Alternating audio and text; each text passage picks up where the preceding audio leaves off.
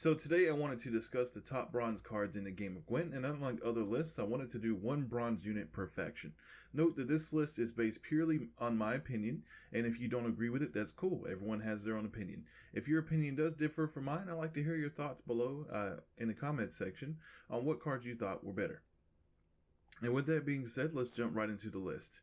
And starting off our list, hails the monster faction, and with it the best bronze monster of them all, Selena Harpy. Among all the monsters, this one above all is best because of the carryover from the eggs.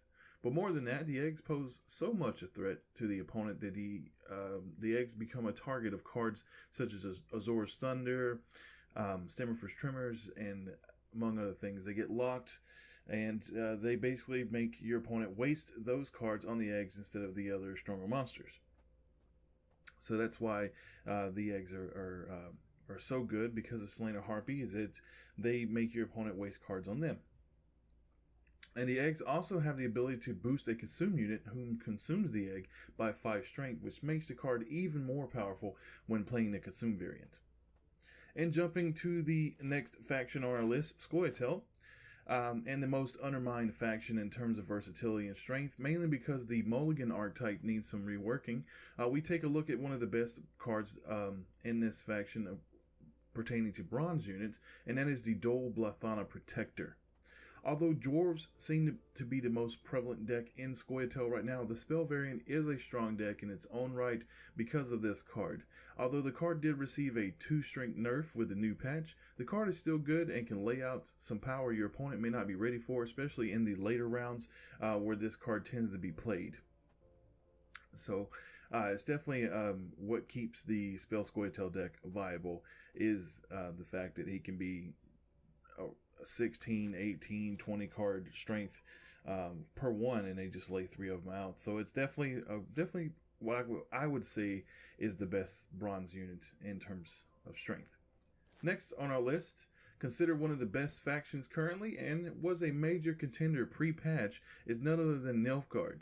The deck is able to carry out huge tempo swings whilst maintaining control over what the opponent can do, and the deck's main form of punishment and the next card on our list is none other than Rot Tosser. Vicovaro Medic was a very close runner-up to making the list, but I had to give it to Rot Tosser because while the medic can resurrect a unit from the opponent's grave, Rot Tosser without an answer provides a more powerful swing. So say for instance your opponent has 4 5-strength units in the same row, which is very possible, and you deploy Rot Tosser. And you send a cow carcass to their side of the board on that row.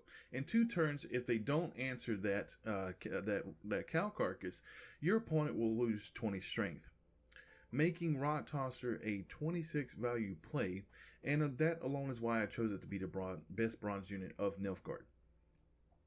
Alright, and our runner-up is being used in the best deck of the meta right now. If you played the ranked ladder, you will tend to see a lot of this deck being played, and that is of course Skellige. And the deck comes with so many bronze units that they could all be on this list. But we will focus on the best one in my opinion, and that is the Savage Bear.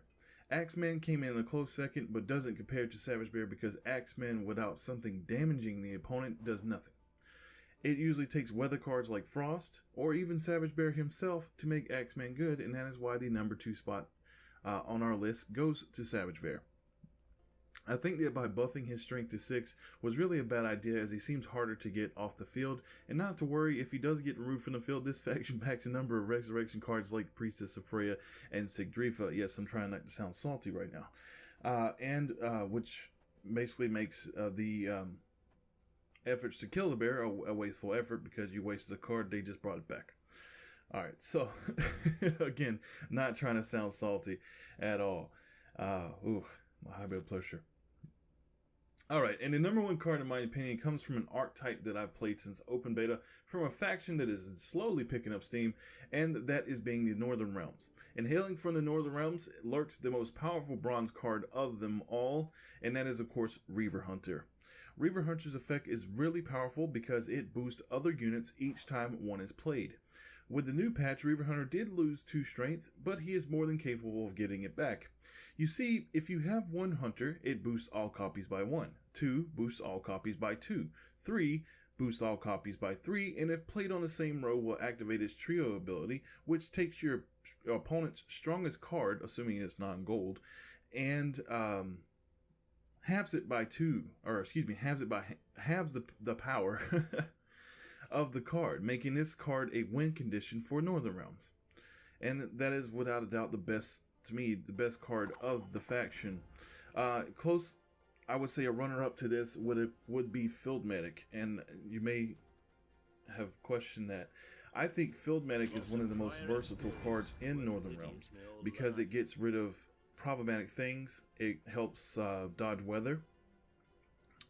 Problematic things being like if you're playing against Nilfgaard and they launch a cow, you can summon a medic, put the cow in the deck, get out something like a Reaver Hunter, really any bronze unit that you have, and can turn the tide of the battle, can be something you needed to make a good tempo swing. And it could also do what I call the Kansas City Shuffle and grab the cow back, and you can put the cow on their side of the field. So that is why Field Medic to me is the most versatile of the faction of Northern Realms, but it is not the most powerful because it doesn't have such a devastating effect on the field as a Reaver Hunter does. And that is my list for the strongest bronze cards. Again, this list is based purely on my opinion. If you think other cards belong on this list, let me know down in the comment section below. Be sure to like the video if you did enjoy the content today, and consider subscribing because we do put out daily Gwent content on this channel. And this is Beast of Ishtar, and I'll see you in the next one.